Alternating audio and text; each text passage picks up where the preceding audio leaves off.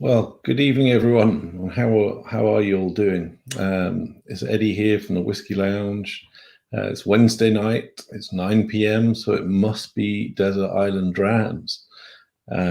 Fresh on after the success of the Whisky Festival in the Box at the weekend. Thank you for those of you that got involved in that. You'll be pleased to hear that I'm almost recovered. Not quite. I might need a little bit more pampering. But I'm generally good to go, hot to trot, as they would say. I'm delighted to be joined by one of my favorite people, although, to be honest, so far we've had all my favorite people. But this young lady is the real deal. She took part at the weekend and as part of one of the Scotch whisky sessions and provided us much entertainment as always. And I'm going to bring her in just now. So this is Mariella Romano, of Global Ambassador for Arran Distillers. Hello there. Let me just get rid of that. There we go. Good evening. Good evening, or as you said before, buongiorno. And how are you? I'm pretty good, actually, considering. How are you doing? I'm good. Yeah, all good. Ready for a few dram and a nice chat after the usual internet connections issues. So looking forward. It's yeah, we are kind of at the behest of our internet providers at the moment, aren't we? But, exactly. But hey, listen, and also congratulations on the show, by the way. I didn't tell you that before because I was too much worrying about the internet connection. So congrats on the show. It was great. And obviously I loved being part of it. And I also enjoyed watching the other classes and drinking along. So it's nice. Oh, that's very kind of you. I mean, I'd love to say that it was really no big deal, but it was.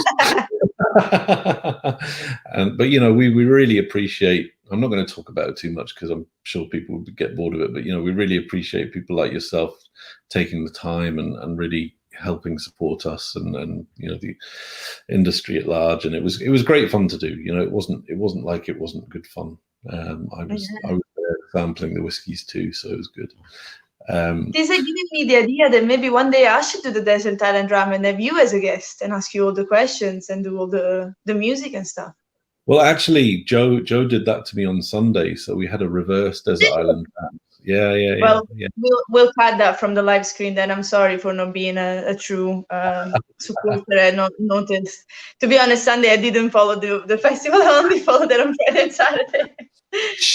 Of course you did. You watched everything. You watched it all. I watched everything.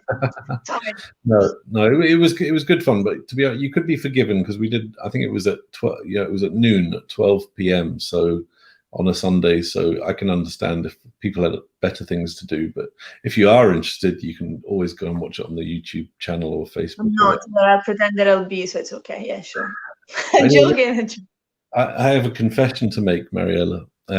I've prepared very well this evening, or rather, Amanda has prepared me very well this evening. She cooked a beautiful king prawn risotto in your honor.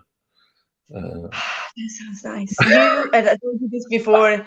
Amanda needs to stop. Like it just, you know, let's just stop it here. I know I'm part of the problem here in just, you know, using Whisky platform to promote food. But when you see it constantly and you're like in lockdown or, you know, you're just like locked at home and you have a bottle of whiskey and chocolate or whatever you have in your house, it's just, Amanda needs to stop. She's either going to open a restaurant or, it's done. And I know it's also my fault because you did invite me to your house before this coronavirus pandemic thing happened. And we didn't manage to come for for dinner at yours, so I missed out myself as well.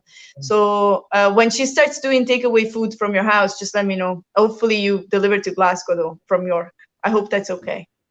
Yeah, I don't know what it will look like by the time it gets to Glasgow, but the best. Anyway, listen, I know that you're sick of this virtual stuff as are all of us. but just a little bit.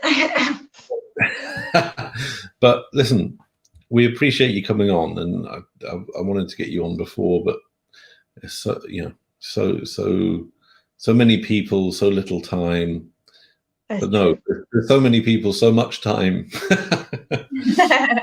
No, but actually, hats off to you. It's not that I'm giving you all the compliments tonight. Hats off to you for still doing, Desert Island Drams to this day, after I don't know how many months. I don't know how you keep doing it. Like I started it when lockdown started, and I started going live and doing things and doing interviews, but I stopped like around June, May. And then I was like, okay, that's it for me. I'm done. Like, that's all I had to give to the world, virtually right now. So well done you for, still being live to this day and interviewing people. So good on you. That's very kind, Mariella. But I have to say that I wouldn't do it if I didn't enjoy it. And I think, everyone who has come on, I haven't seen in person. We haven't seen each other for a long time. And it's just nice to see you, even if it is over the internet rather than in person. Just have 60 minutes or whatever it is to just have a little natter, and hopefully people enjoy it. I don't know, but if they don't, I do. and then we can turn off at the end and go back about our business. But it's just nice to catch up with everyone and see how they're doing. So anyway, listen, we should get cracking, because we're already 8 minutes in and we've done nothing. Nothing. Sorry. I thought this was a friendly chat. All of a sudden we have a schedule. Okay, let's do it. Let's do it. Fine. Now I crack the whip. So listen, we get 5 questions, as you know. And then I'm gonna ask you about your not your 5 favorite ever drams and tunes. Just to emphasize to everyone at home, this is just a snapshot. So it's just pick 5 of your favorite, drams, not 5 lifetime drams. That would just be too much pressure. We wouldn't ask that of anyone because it would be impossible. So yeah, just to make that clear. So, to get started, very easy question.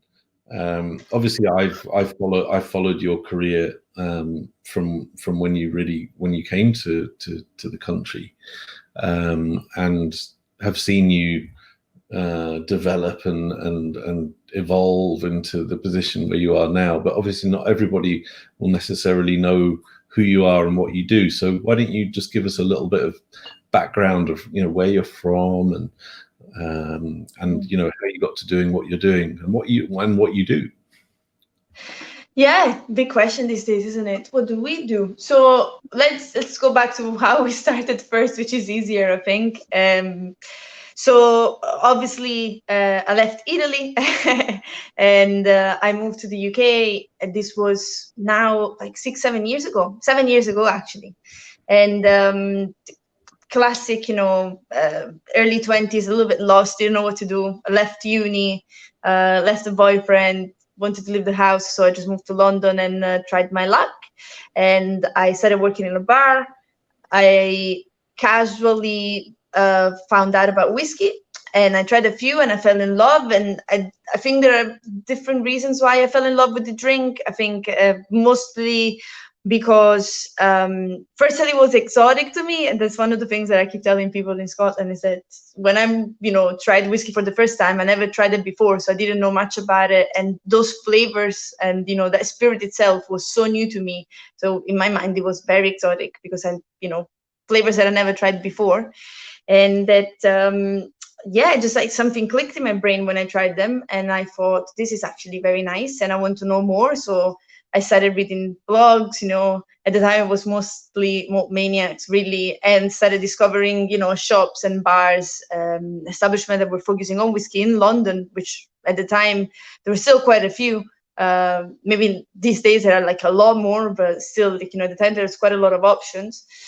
So one day, I think it was the 1st of January, actually, I decided to send an email, very naive email, to a list of whiskey bars and whiskey shops that I took from Google.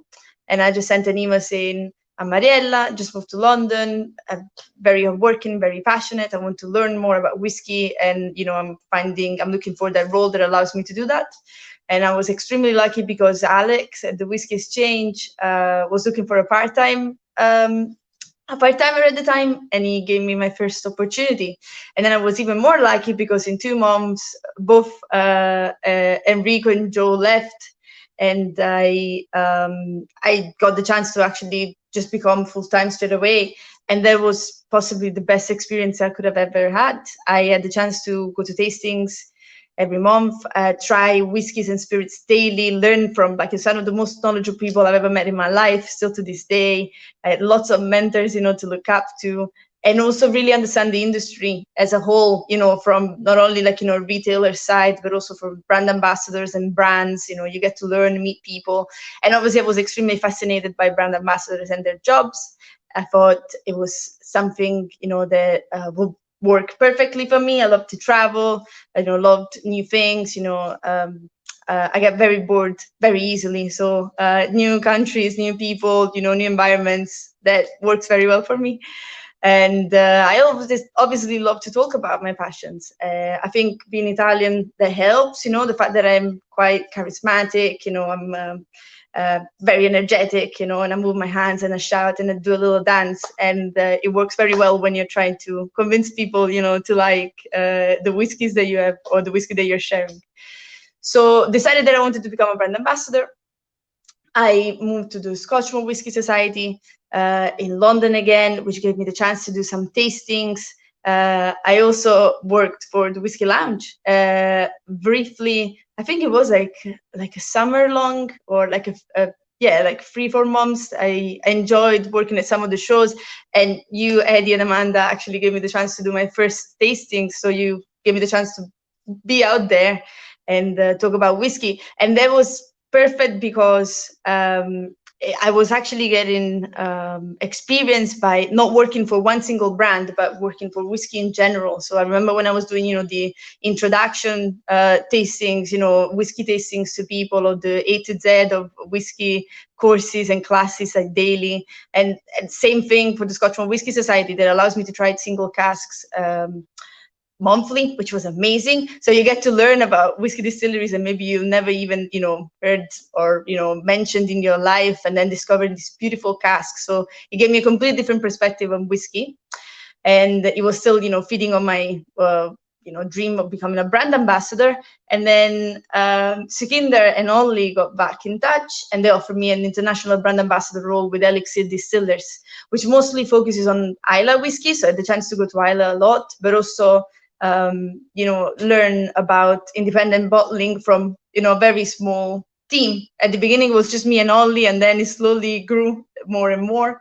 But that was great because it was the first time I got the chance to travel, to learn how to, just the basics, how to behave in tastings, what to say, what not to say, how to, talk to people and, different markets, just fantastic. And the range, obviously, awesome.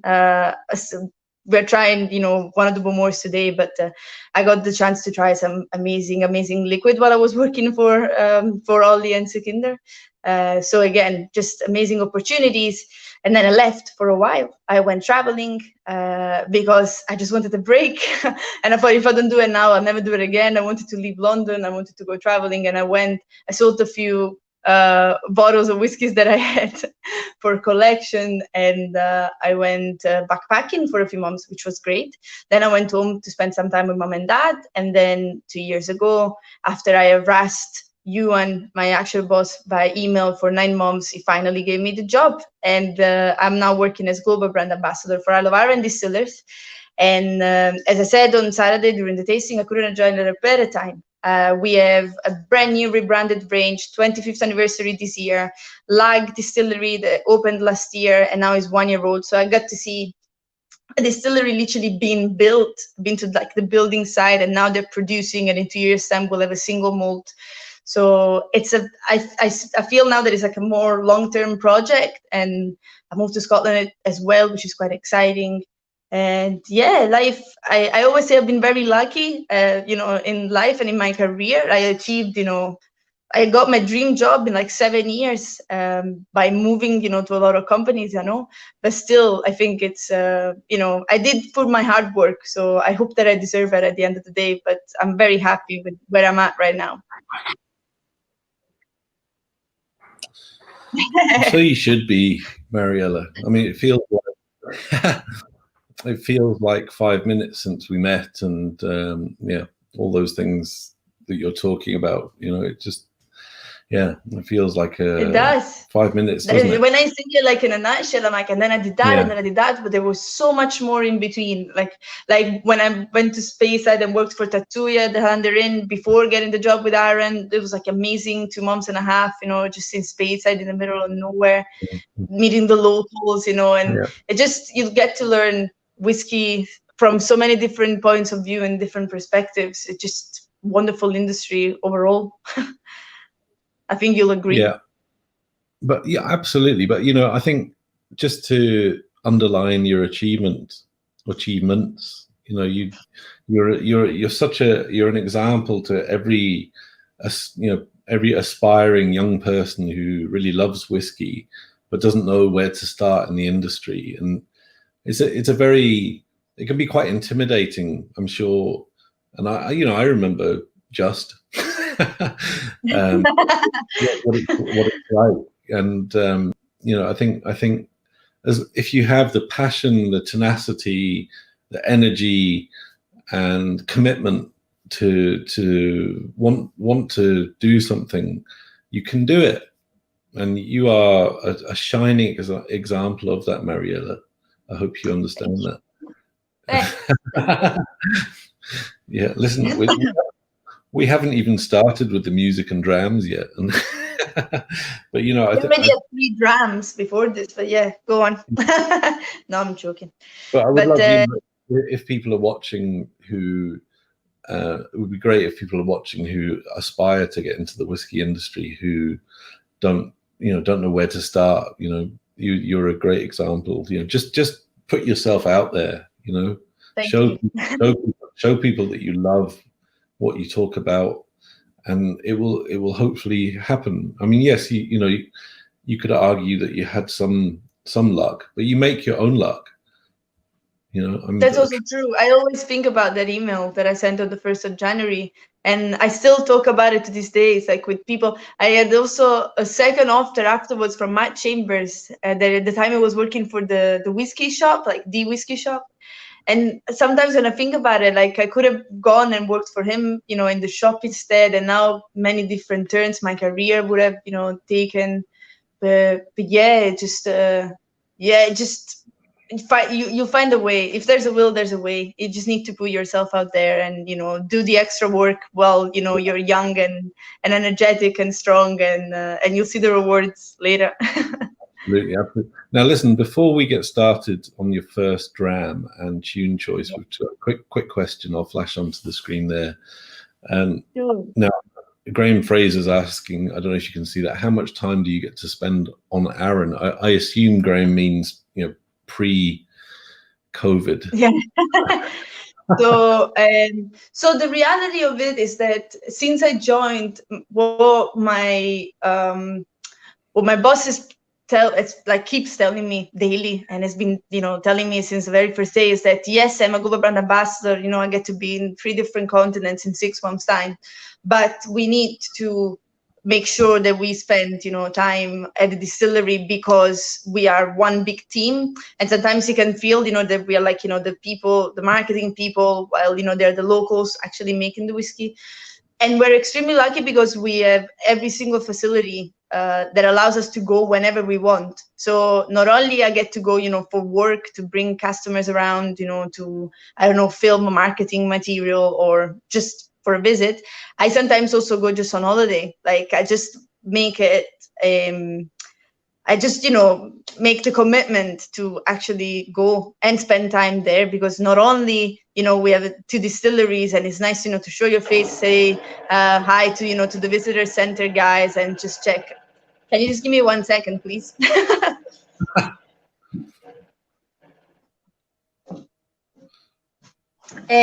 Let's just pretend that didn't happen. That wasn't like a machine gun. It's just the heater that sometimes goes off. But anyway, so going back to the professional conversation, yeah, so we get to spend as much time as we want. Before the lockdown, I was trying to go to the island at least twice a month, if not more, sometimes multiple days. Since lockdown has happened, of course, I didn't go. And then I've been 2 months ago, and I had my very first car accident. So it was amazing. So I have added it to the list of experiences that I have on the island now. So I'll have more memories, one day when I won't visit, the island anymore. Hopefully I won't. But so yeah, right now I don't really want to go back like just as soon as. I really want to take a little break from the island, but I hope to be back. Hopefully like in a month or so. Yeah. That's just a Okay, listen, I think it's time that we talk about your first dram and song combination. So why don't you tell us about your first whiskey? Yeah, so the first whiskey that I've chosen for today is actually the very first whiskey that I've willingly chosen as my very first whiskey purchase once I knew enough about whiskey to make my own choices. So I did buy horrible whiskey before this one. Like I remember clearly since I moved to London, I think it was like the very first whiskey I bought was a Teacher's from an off license where I used to live in my land before. But that doesn't count, of course, because, it's been drunk, but not with that much thought. While this has been chosen while I was working for the Whisky Exchange, and all my colleagues, kind of, pointed me in that direction. Lagavulin was the first whiskey I tried that got me into whiskey. Obviously, at the time, I thought that peated whiskey was the best whiskey in the world. Obviously, I was just starting, so I had all of my stereotypes already in my mind. But I was so sure that I was almost gonna tattoo the rampant lion on the Lagavulin logo on my leg at the time. That sort of shows you how young and stupid I was. But long story short, Lagavulin Distillers Edition. This one was bottled in 2012, so I bought it in 2013. So it was a distiller decision at the time, which is obviously a Lagavulin 16 that has been finished in PX casks. So not only you have that beautiful, smoky, classic, elegant Lagavulin 16, which I still think is one of the best drums ever, and you also get that lovely sweetness from the sherry cask influence, which is great. I don't know, it's been in this bottle for quite a few years now. I know I should drink it, but I'm too attached to it, so I just keep sipping it away. Hopefully it'll never, it'll stay there forever. Yeah. No, I have a deep fondness for the Distillers Edition Lagavulin, I must admit.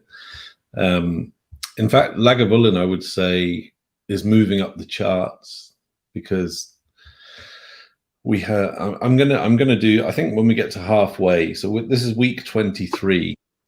So I think at week 26 is 6 months. So I think I'm going to have to do like a top 5 distillers or bottle or blends that are mentioned, and Lagavulin at this rate will definitely be in that top 5 because many people have a deep fondness for it, whether it be previous bottlings or current bottlings. It does extremely well. But anyway, tell us. About your about the tune you've chosen to pair with it. So I chose this song because this is actually dedicated to Duncan and Alex in the shop, in the old Vinopolis shop that doesn't exist anymore. But when I moved to the UK, not only I got the chance, obviously, to learn about whiskey, that was my passion at the time, but because I was coming from a small town in the middle of nowhere in Italy, my general, cultural knowledge was very small. So these guys boosted my music knowledge to like insane levels. And there were these fights in the shop because Alex is very much into his music, Hector was very much into his music. Duncan was very much into his music. And they had specific bands that they hated. So there were specific times for each of them to play their music. And the Smiths was one of Duncan's favorite band, while Alex absolutely hated it because it was like, so dramatic and sad. So every time I listen to this song, it just reminds me of those like, wonderful moments in that shop. So it feels like so many years ago, but it was fun. It was a lot of fun. I can only imagine. I mean, I worked under very similar circumstances in my early days at Oddbins, and so many different musical tastes, and and nobody was ever happy with the music except the person controlling the CD player. Okay, well, let's have a little listen to This Charming Man by the Smiths.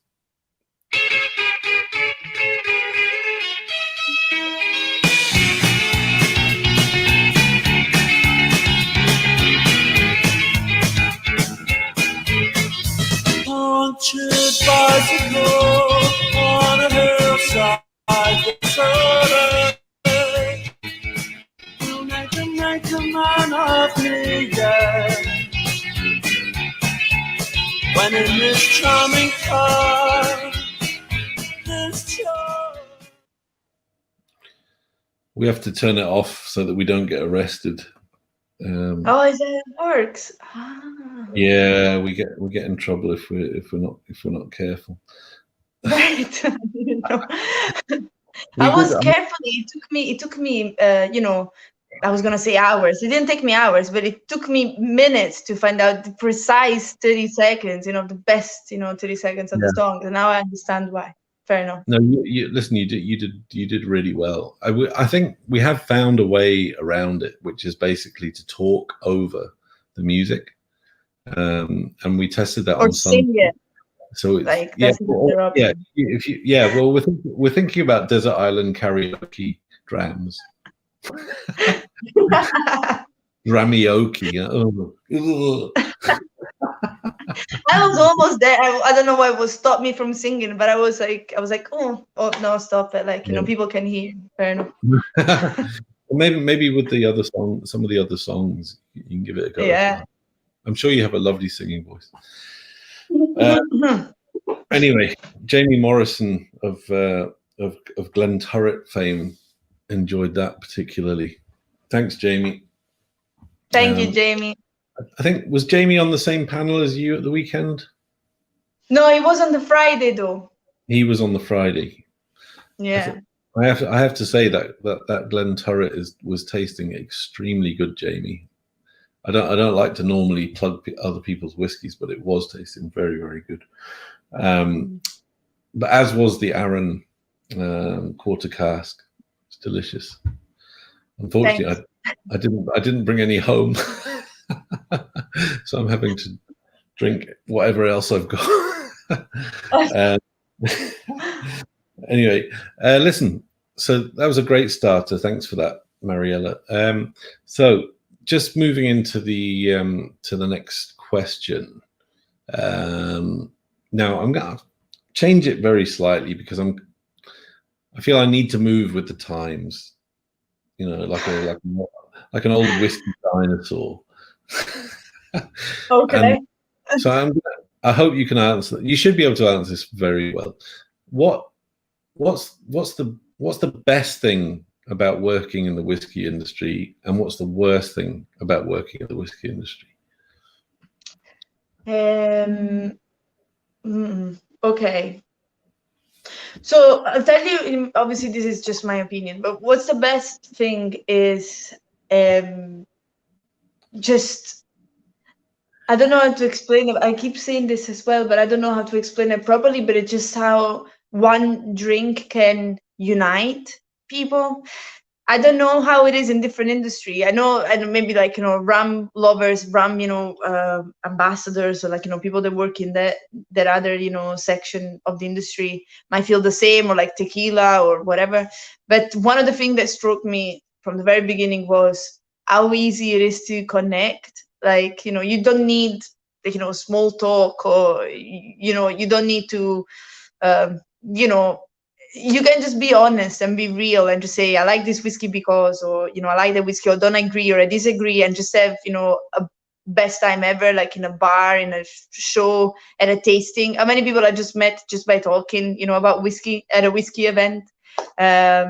And just wonderful, like it's just a way to connect, which is just so friendly. Like there's no there's like no negative, you agree or you don't agree, and you just move on. But with the people that you agree, some of the friends that I have, some of the whiskey friends that I have still to this day, are people that I met through the years. And lives have changed, times have moved on and everything, but there's still that good times, like we shared good drams, we had amazing times, we had a laugh, we had a dance, whatever, and it was great. I like that about this industry, even today. It's just wonderful. Yeah, absolutely. And if there was a worst thing about the industry? So I'm going to be very honest here. Because since lockdown, as you know, I've been struggling with virtual things a lot.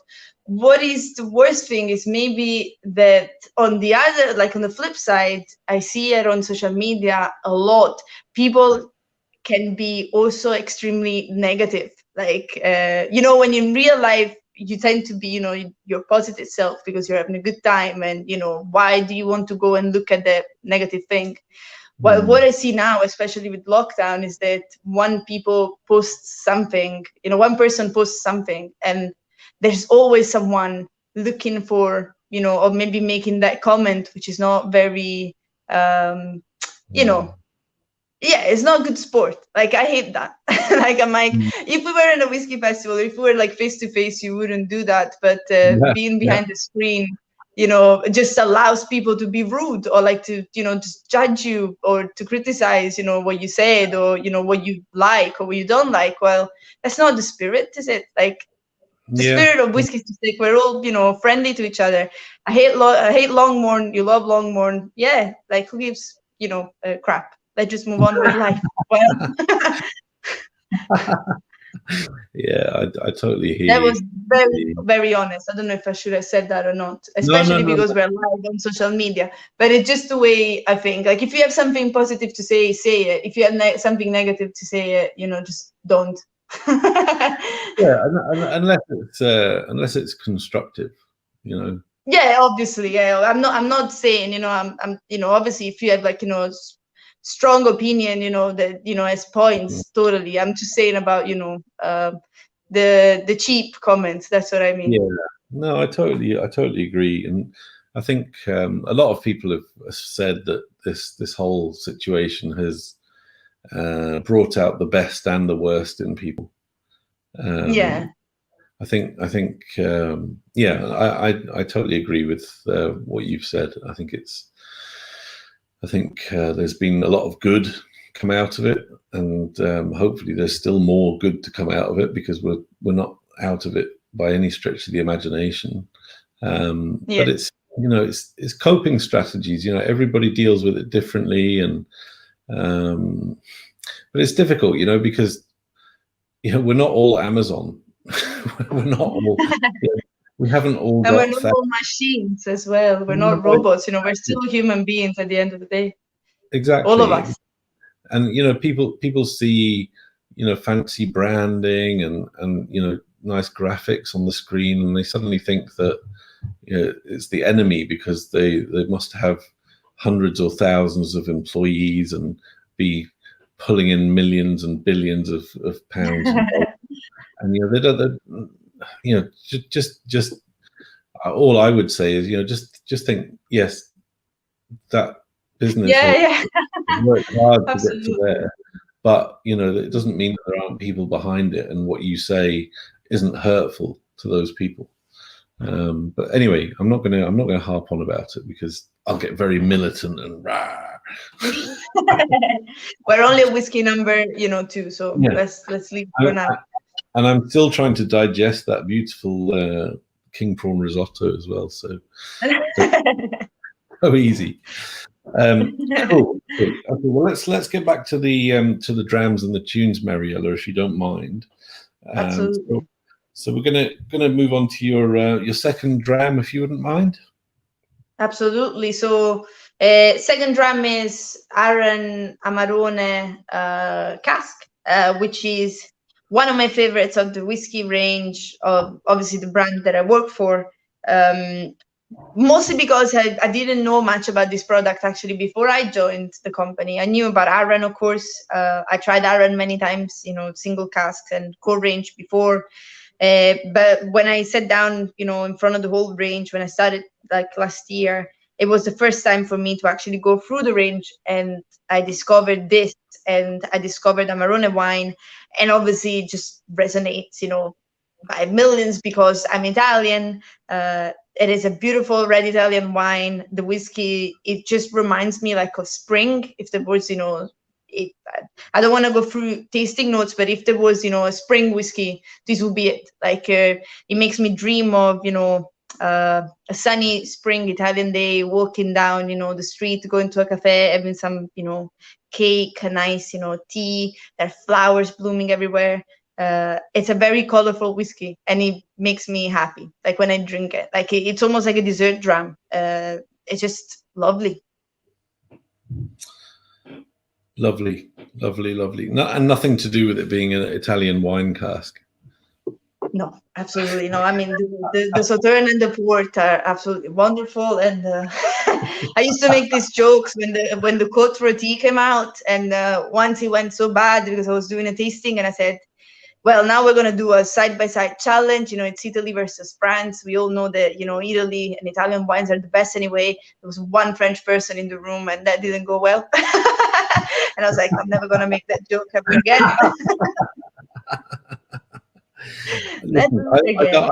I don't think there's anything wrong with being proud of your heritage and your roots. Absolutely. So, I'm down with that. Totally down with that. Okay, so listen. Tell us about the tune that you've decided to pair the. Yes, obviously I needed a very. Oh, Mariella, I think you might have broken up. Hopefully we can get her back. No, she seems to have been dumped out. Hold on, let's see. It's dwelling. Is everything? Everything. Okay. Yeah, everything. You dropped out just for a few seconds, so don't worry. Okay. You were starting to wax lyrical about the next track, but you might need to start again. Okay. As long as you can hear me fine, then it's fine. Yeah, we can hear you fine now. Perfect. So I was saying this song is extremely old, as it, it's a very old song. Some people can recognize it because for a while it was a Dolce & Gabbana advert-like soundtrack.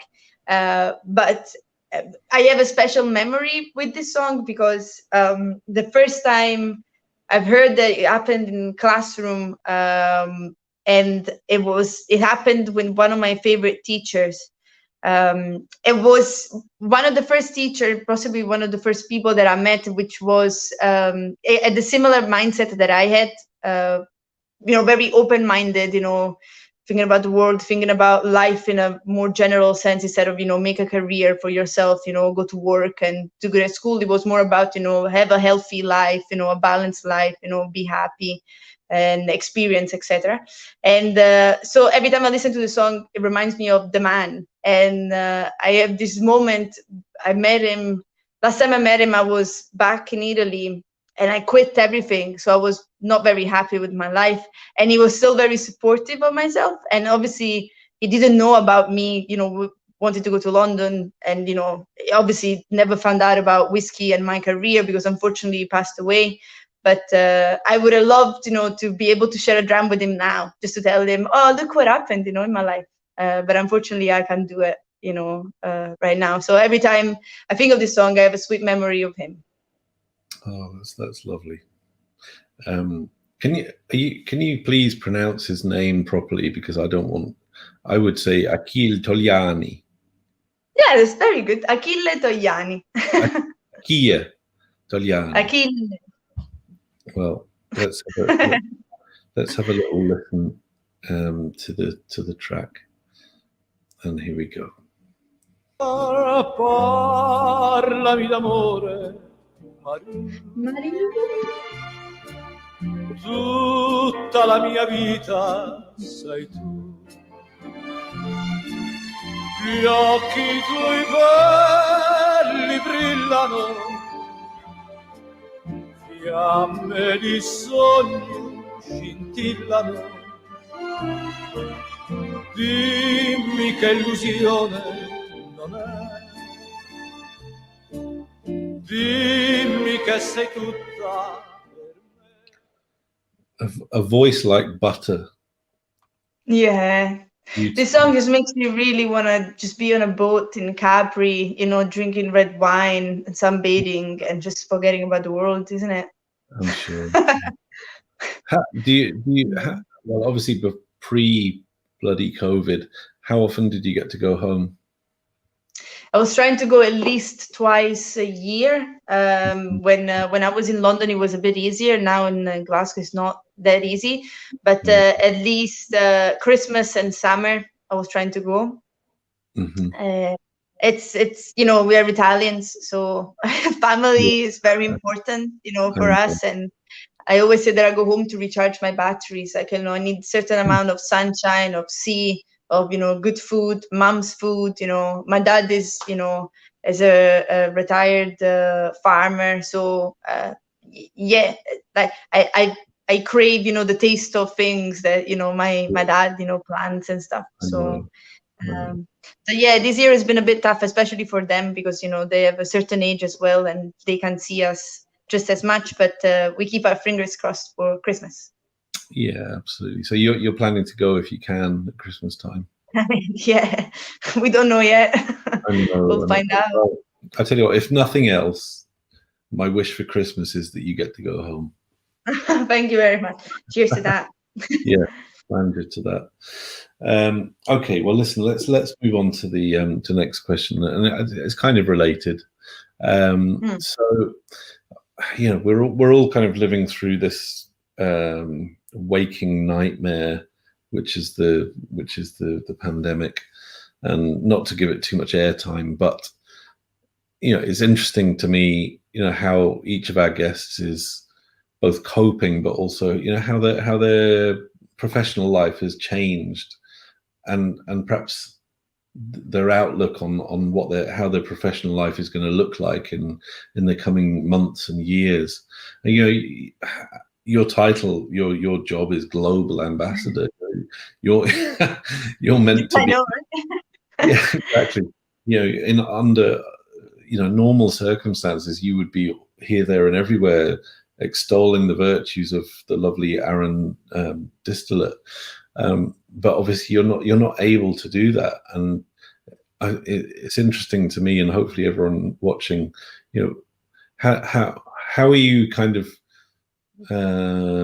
getting around that, and how do you see things in 6 months, 12 months, even longer? Do you think it's going to fundamentally change what you do forever? Assuming you stay with Arran forever. Forever. There is a thing, actually, when people work for the company, they tend to stay for a long time. If I look at my colleagues, especially, but I have been extremely lucky. Now, not again to praise, my boss of the company that I work for, but I have to, because one of the joys for working for an independent whiskey company is that you talk to real people that are right in front of you, and you can just reach via phone call, and they're also real human beings that you meet, that you create relationships with. So I'm extremely lucky, because my boss told me from the very first day that my role was just gonna change slightly to adjust, so that I will still be able to work for the company. And obviously, I'm extremely grateful for that. And it also meant that I'm learning new things as I go. So, and I also think that now, due to the pandemic, my role has changed completely anyway. So what I'm doing now is I'm helping my marketing manager more. So I'm learning more marketing tasks in terms of social media, scheduling posts, website, marketing campaigns, everything really I can help with, like, writing articles or, any sort of project, which is great experience for me anyway. It's always, good to learn something new, especially, if it's in the industry anyway, so it's industry related. And next year, as much as I hope that I'll be able to get to travel again, I don't think I'll be traveling just as much, because I'll be helping with the marketing side of it, and also hopefully help more with lag, and with just lag coming alive, lag single malt in 2 years. There's lots that needs to be done in terms of the product itself, label, bottles, the message that, we want to share, the history and everything. I'm still doing some brand ambassador tasks, such as soft trainings, tastings, all done virtually, which is still fun because it gets me to connect with people anyway, and to see new faces, and just have a dram and a drink. It's just not as much fun when you're doing it through a screen. But I've been extremely lucky, I have to say, that I'm just within. I don't know what my title is right now. It just, when you work, you know what I mean, though. When you work for a small company, you do a bit of everything anyway. So now I literally do a little bit of everything. So I don't really know what I'm doing. Yeah, but the fact is, you love what you do, and you love Arran whiskey. So it doesn't Makes really it matter. easier. Exactly. Yeah. you just yeah. That's really refreshing to hear that they've kind of taken you under the wing and said, even if you're not able to do this, you can do this, that, and the other, and it's nice to hear. Now, how good I'm doing the new things, maybe, I don't know. I still need some time, but still, like, they give me time to make mistakes. They're very forgiving, so it's good. Yeah, but anyway, listen, Graham, who has asked you a question before, but he's asked another question, which I think I might know the answer to. He says he wonders if Mariella will continue to use virtual events post-pandemic, and does she enjoy that? Does she enjoy that form of whiskey communication? So again, you can be political or you can be honest. Always honest, Eddie, always.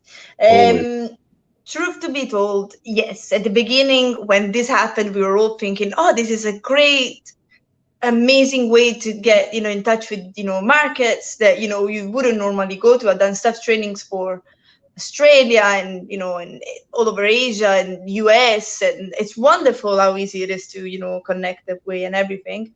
Me personally, though, I still would like to be able to travel and to see people face to face and be in a room with people and just experience the whole thing. Reality of it, though, is I'm pretty sure I'll still be asked to do virtual events, and I'll still be doing them anyway. But in all honesty, it's just not as much fun as. No, it's not. I mean, there are lots of advantages and disadvantages. I mean, for me, I love seeing people in the flesh and sharing whiskey, but at the same time, there's people that can't make it to the event. So in this kind of format, it doesn't matter. It's like if they've got the whiskey in front of them, they can just tune in when they have a chance to. So I think it's quite invaluable in many respects. So yeah, I totally agree with you. I think there's no substitute for physically getting together and actually sharing a dram. But if there has to be an alternative, this could be a lot worse. Yeah. True. Yeah, you're right. No, I'm sorry if I'm sounding too negative. I'm not meaning to. I'm just being honest, really. I do miss being in a room. You know what I'm talking about. Like, being in a room, interacting with the people, someone makes a joke, there's a bit of banter, and then it's just such a different, experience. And you're also surrounded by your friends, the people you love, and you're sharing this experience with them is so much, yeah, I love that. That's one of the reasons why I love my job, I love that. I know. And hopefully, fingers crossed, we'll get there someday. But let's make the most of it. That's what I say. Yeah. This is me being positive, Mariella. Can you hear that? Yeah, wow, yeah. Anyway, listen, tell us about your third dram, if you wouldn't mind. Yeah, so I need you to tell me which one it is, actually, because I have a phone stuck on a Wormies on my laptop at the moment, and I can't access my list. So unfortunately, I don't know which one we're talking about right now. Okay, so it would be an SMWS bottling. Oh, cool, perfect. So SNWS, obviously, I'm kind of tracing back. You'll see, I almost chose a bottle for each of the main jobs, that I had in my career. But it's just the way it is. You make memories, and some of the best whiskeys you try are for your job as well. This was a 1984 Clynelish, 29 years old, refill sherry cask called Say with Flowers. You might gather by now that I really like fruity, flowery whiskeys. But this was a very interesting time because I was starting to discover old whiskey, and it was thanks to my whiskey friends. We were going on road trips around different old and rare whiskey festivals in Europe, and I was just starting to grasp the idea of whiskeys from a different time, or like whiskey from a different vintage. So when I joined the society, prices were still very, very low. It was an amazing time. And there was this Clynelish from 1984. It was almost 30 years old. I remember buying it for like 100 quid or something, or even less. And it was, if you think about it today, I should have bought like 6 of them instead. But when I tried this, it just clicked. I was like, this is just delicious. Like, it was a refill sherry cask, but it must have been like, third, fourth, very old, fill hogshead. So the cask wasn't overpowering the whiskey at all, and the whiskey was just shining through, and it was waxy, it was oily, it was a bit lemony, a bit like sweet candy, but so light and gentle, and it was floral all the way, and it was just marvelous. I think my love for Clynelish started the day, so much so that I actually bought a whiskey double the price from Canada, from Kensington Wine Market. Shout out to Kensington Wine Market. The 26106, which is the sister cask, because I couldn't find the 26106 in the UK anymore. So now I have the sister cask to drink. As I finished my 26106, when I moved in with my boyfriend, I had the very last Drams. So we celebrated, my moving in his flat like earlier this year with the last Drams of that bottle. Nice. Well, we love a Clynelish. We can't. Yeah, who doesn't? Well, you had the I think you had the independent bottlers pack for the festival in a box at the weekend. Yeah. Did you try the Clynelish, the very young Clynelish from Single Cask Nation? Yeah, from Single Cask Nation, delicious. It was literally like, people keep saying like boiled sweets. It's just so nice. Especially now there are so many young Clynelish coming out. I think even Mark bottled one. What Whiskey, Simon at Simply Whiskey, they bottled a Let's Dance young Clynelish that I was lucky to try as well, and just lovely, and even just the classic 14, to be honest, it just good liquid, very good liquid. I'm trying to think if I've ever tried a bad Clynelish, and I don't think I have. It's a nice position to be in. Okay, so tell us about the track that you've chosen to pair with the SMWS Clynelish. Yeah, so it is. It is an interesting track because you were asking me about change. So I thought I'd use this track because this is the track that I carried with me since I was a teenager. I was lucky enough because I have English cousins, so my uncle married an English woman, so they were coming to visit us every summer. So since I was a teenager, I had this influence of other music that wasn't crappy Italian music. So I was an emo for a while, then I was a little metalhead for another while, and then I discovered British like rock music, like British scene. And Maximo Park was one of my favorite bands, and this song it makes me feel good. I don't know, when I feel like when I think like I'm maybe scared of change or something like that, this song just makes me feel like it's fine. Like you just need to embrace change, life will move on anyway. So whatever happens, you just, enjoy, whatever you have and just move on. It's just normal. Absolutely. That rings truer than ever at the moment, right? Exactly. Okay, well, let's have a little listen to Maximo Park and The Coast is Always Changing. We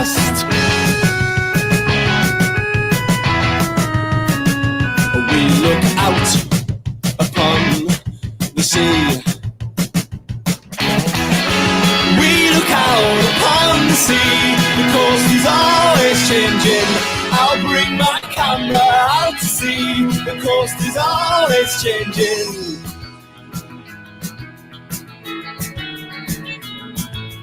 Age makes no difference till you open your mouth. Use your time just to work things. Okay. Nice northern accent, isn't it? We're always good to hear a northern accent. There we go. Good. Well, that was Maximo Park and The Coast is Always Changing, paired with a very delicious, I'm sure, SMWS Kleinlich. How old was the Kleinlich? Just again there, Mariella? 29 years old. It was 1984. Wow. Yeah, the good old times. Exactly. Anyway, listen. Let's talk about the next question, which is slightly more out there. And again, I'm quite interested to hear your response to this. So, if you could pick a cultural or historical figure that you would like to share a dram with, is there anyone that sticks out for you that you'd really like to just kind of have a natter with and share a few drams with? I thought about this for so long and I couldn't think about I really couldn't. I don't know why. I've been thinking about it for a long time. And I was like, you know what? I can't pick a cultural or historical figure. So what I did instead is I picked someone that I just would like to have a dram with, more that I respect and I look as, in much higher regard. Let's put it like that. So I hope that's still okay. I know I'm breaking the rules here, but I'm Italian, so that's how we do it anyway. Rules are there to be broken. Exactly, right? They're just, guidelines. You don't need to follow them anyway. So what I wanted to say is, if there is one person that I would like to especially have this dram with that I've been meaning to do and I never done, is James McTaggart, which is our master blender. And I'm only saying this because I actually had the chance to sit down with him and have a dram and have a chat a month ago when I was on the island. And it reminded me, when I was telling you when I started drinking whiskey, why I fell in love with it, because, it was the people that made it, and the whole exoticness, like people, in these rugged areas of Scotland, producing whiskey. It was very romantic. Now I know that whiskey industry can be romantic. It can also not be romantic. But when I talk to James, I don't know why, it not only makes me giggle with like all these silly stories, things that happen, behind closed doors in warehouses, years ago and stuff like that. It just reminds me why I like this dram so much. Still why I like this, drink so much.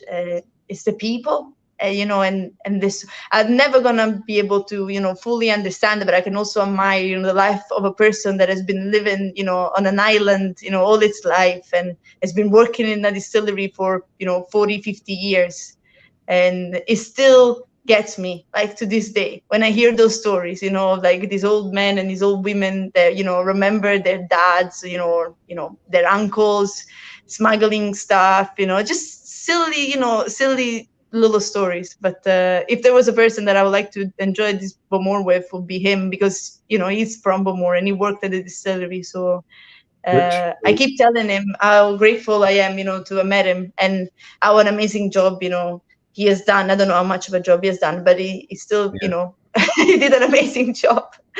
As Bowmore is one of my favorite whiskeys. Yeah. Which Bowmore? We haven't revealed any Bowmore. Oh, sorry. I connected the two. Never mind. See, rules. Who needs them? Exactly. I would forgive you almost anything, including that. Okay, well, on that note, let's. So, have you got? So guess what we're gonna drink now? It's an Arbeck Supernova. Yeah. So tell us then, leading nicely into that. Tell us about the whiskey that you've chosen. Well, I've chosen this because many reasons. Obviously, it's one of my absolute favorite Beaumours. I was lucky enough to work with Ollie and to share this Beaumour passion with him, and I still treasure it to this day. I remember the very first time I went to the office the day before I was a Scotch Malt Whisky Society, saying, hi to my ex-colleagues at the time. And someone poured me this Beaumour and I lost it. And the first thing I said to Ollie when I got back the day after was, have you tried Beaumour? And then he just told me that, that I was so late to the party. Like, he had his whole life, went around, that distillery and that liquid. So I remember it was very early in the morning. We sat down and he gave me some samples and it was like maybe like 9:30. And in my head, I was like, who cares what time it is? This is just some of the best liquid I've ever had. And BW5, it's still to this day one of my absolute favorites. It is wonderful Beaumour from the 90s. It just fruity Beaumour. Just, tropical fruits, saltiness, that light, gentle, mineral smokiness. Just awesome stuff. That would be one of my absolute desert island dram of all times. Oh, really? So you think that would make the top 5 at least of your absolute favorites?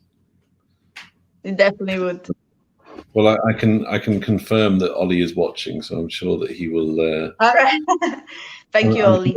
I'm sure he'll be very touched that you for the Beaumour knowledge and love that you shared with me over the years. Absolutely. Well, listen, tell us about the tune that you've decided to pair with this awesome Beaumour.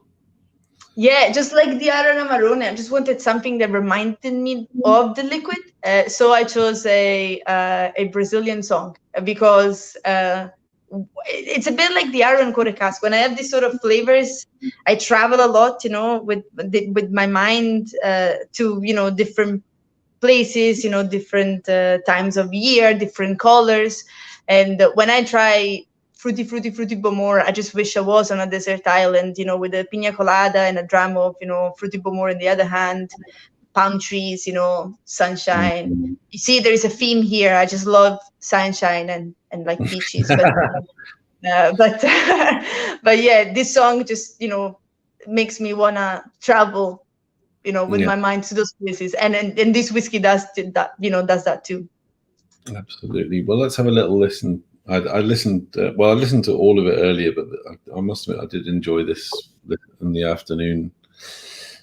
I didn't have a dram, but that's probably. I'm sorry. Actually, I have to apologize. I should have thought about sending you. Well, I will send you some drams afterwards. I'm sorry for sending them late, I will send you something nice. Oh, don't be silly. You don't need to. It's just like. I'll do it for pleasure. If you insist. I am insisting. No, Eddie, no. Just play the song. Stop it. Okay. Just do it. Okay. I'm doing it. Here we go. Nova and Garota de Ipanema. Oh, que coisa mais linda, cheia de graça, ela menina que verme que passa, doce balanço, caminho do mar. Moça do corpo dourado, eu sou de Ipanema, o seu balançado de marcha poema, e coisa mais linda que já ouvi passar.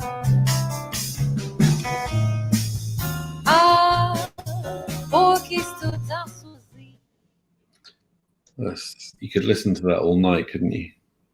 You could, couldn't you? That's lovely. Indeed. Really lovely. Thank you.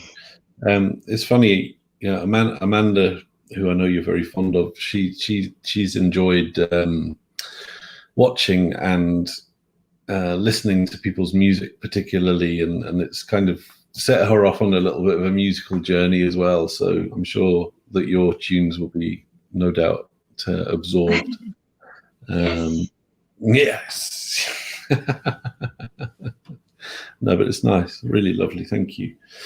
Okay, so I was going to say the funny thing is that most days I don't listen to these songs at all. Like, I am a very weird person. I go from Disney songs to Napolitan songs to metal to everything in between. So I had to think very hard about the songs for tonight. Yeah, I know. I had to do the same for Sunday. In fact, I got really too into it. I woke up really early on Sunday morning before I had to drive to the distillery, and I got up at 6:30 and started doing my Desert Island Drams. And I decided I was going to, stay true to my roots, which for me is blues music. And nice. I started essentially working on a thesis about blues. And I had to kind of rein myself back and say, Eddie, come on, listen, this is only an hour. Because you can get really, really enveloped in it and really think about it too much. And actually, the five songs I chose, I don't listen to day to day, but they mean a lot to me. They mean a lot to me. But and I will go back to them on occasion. But I listen to all kinds of stuff, like as I'm sure you do.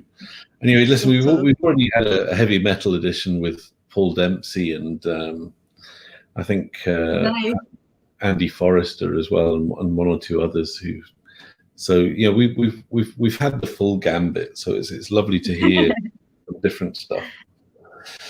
Anyway, we need to move on to the final question and then the final selections, Mariella. Because can you believe we've been chatting for over an hour? I know it's. I couldn't. I can't. You could. It feels like 5. So the last question centers around, and I think I asked you this as part of the panel at the weekend, so maybe you can recall your answer. But what is there in the world of whiskey to get excited about coming down the road? Is there something that you've seen or you've heard about, whether it be to do with Arran? Because obviously it's very exciting times for Arran as a distilling company, because you've just opened your second distillery at Lag and producing lovely peated whiskies. But is there anything else maybe that you are excited by in terms of evolution or innovation in whiskey? There are many things, I would say. So the way I've been seeing it, I know I have a short career, short view on the industry, but the way I've been seeing, like the change that I've been seeing, is that more and more often there are distilleries that don't just focus on, bringing out a range that is just focused on, the wood type that is used. So if you look at whiskey, not just in Scotland, but whiskey that is made everywhere in the world, everything is just super exciting because every distillery is just doing so many different things. And what I think maybe Scotland didn't do for a long time was to experiment with, the factors that can be experimented with. For single malt Scotch, you have to follow certain rules and things like that. But there's still lots of space to go crazy a little bit, or maybe, to go super geeky about. And I just love, in a nutshell, really just one sentence, what I love is that I'm seeing more and more is the fact that people are focusing on new make spirit, and they are focusing on what is the liquid, the liquid that they're producing, how it's made, from raw materials to the white spirit. And then, talking about the casks that they're using, because obviously, things have changed. There are not, fresh Solera sherry casks available, as there were before.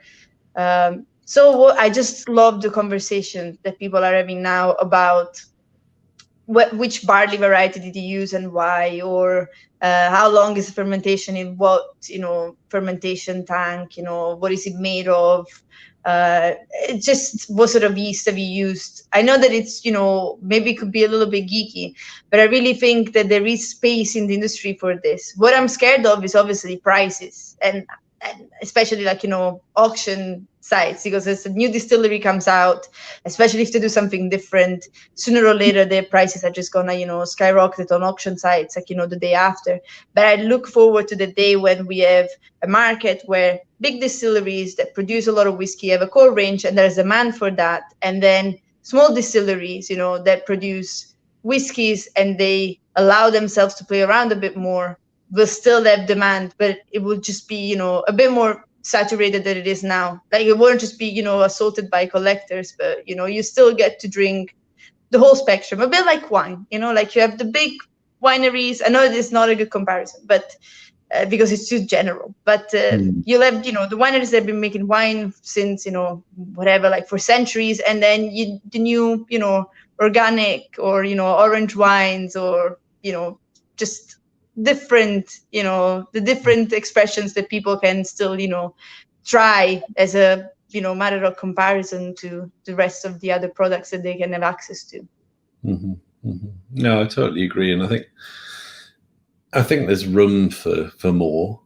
I really do. And I think that it's interesting. Colin Hamden-White, who was on last week, said, something quite poignant, or potentially interesting, that, China has, obviously buys a certain amount of Scotch whisky, but it hasn't really opened the floodgates yet. And if they really start to buy Scotch whisky, then, or Scotch whisky, or whiskey from anywhere, then that's going to create even more room for more and more distillers. And I think, it's really interesting to see new distillers, hopefully actually even pushing older distillers who, have done things their way for, in some cases, centuries, but perhaps might want to look back at the way they did things some decades ago and think, well, do you know what? Maybe we do need to look back at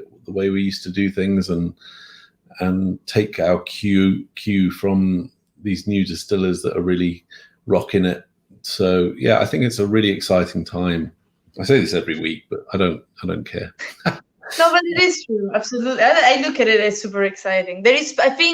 I hope there is space for everyone. Like, there is space for every single distillery that started 1 year, 2 years, 3 years, 5 years ago. So it is exciting to see on our point of view, because obviously we're 25 years old as a distillery. So we are small but growing. So it's just fun to see distilleries that are literally just opened, like, 3 years ago, and now bringing out their single malt. And there is space, there is demand for everything so far. So hopefully it'll still be like that, and the industry will keep growing.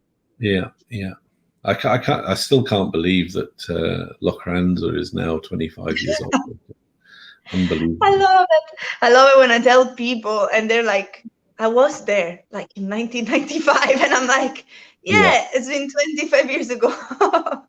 And they always have like a sort of like shock, and I'm like, it's been quite a long time ago now.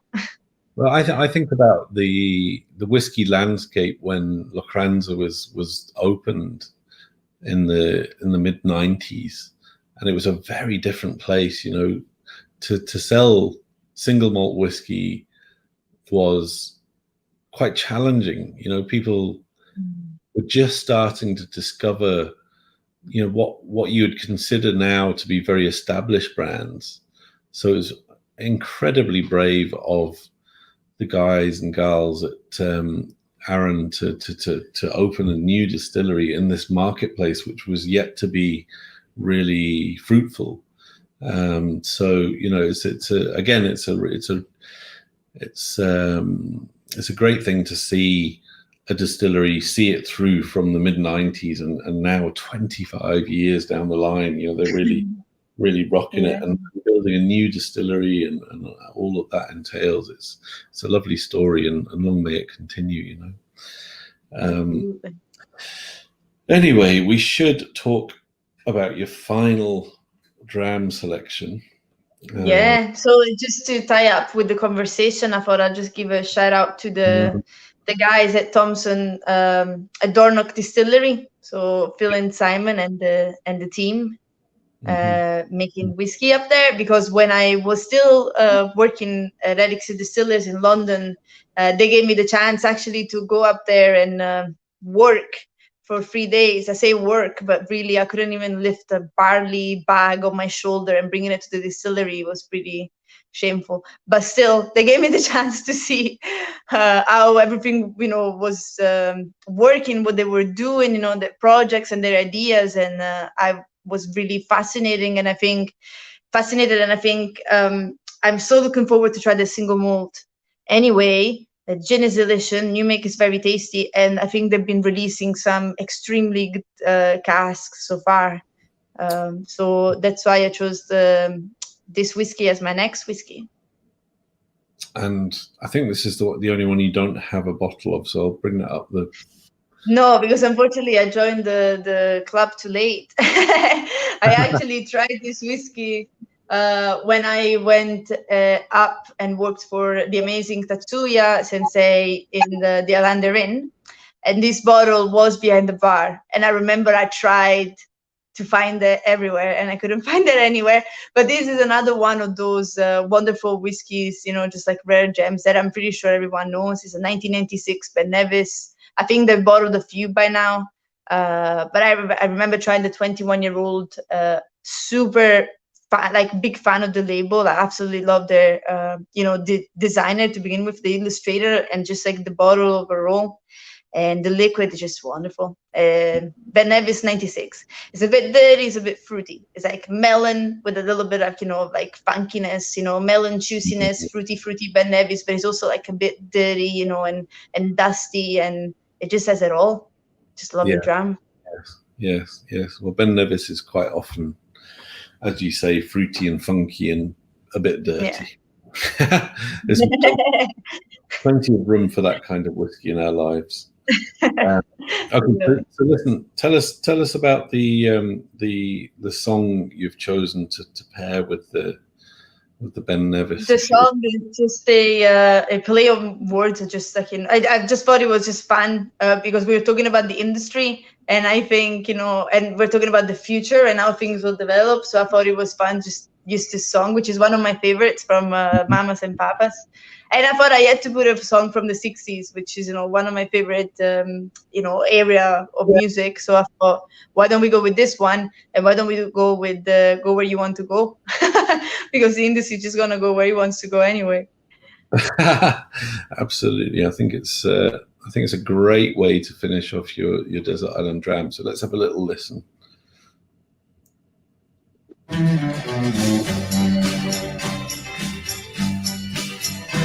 gotta go where you wanna go, do what you wanna do, do whatever you wanna do. Hey, you gotta go where you wanna go, do what you wanna do, do whatever you wanna do. You don't understand that a girl like me can love. There we go. Oh, I love this song. Yeah, exactly. The Mamas and the Papas, Go Where You Want to Go. I mean, that sounds like it could be a theme to your life. Yeah. Unfortunately, the song I think it's about a girl that cheated on the boyfriend, and but apart from that, it is a great song. Freedom of. Let's ignore that bit and just take the title. Yeah. Just listen to the lyrics, that's the most important part. Don't listen to the rest of the lyrics, it's fine. Exactly. Forget the infidelity bit. Anyway, listen. Now, before you go, I need to ask you a couple more questions. One of which is, obviously, you get Michael Jackson's Malt Whiskey Companion as an essential read. Are there any other books you would like to take with you? Well, a book. I wanted to ask you, does it have to be a whiskey book? No. Oh no, because I thought it had to be a whiskey book. Because if I get in the Michael Jackson Whiskey Companion, and I'll be on a desert island, I'll definitely get The Lord of the Rings, like hands down. Like you need a big chunky book, but like a good one, you know, like one that you can read over and over again and you won't get bored. So I'll go for that one. Okay, great. And a luxury of your choice, what would you? What couldn't you do without?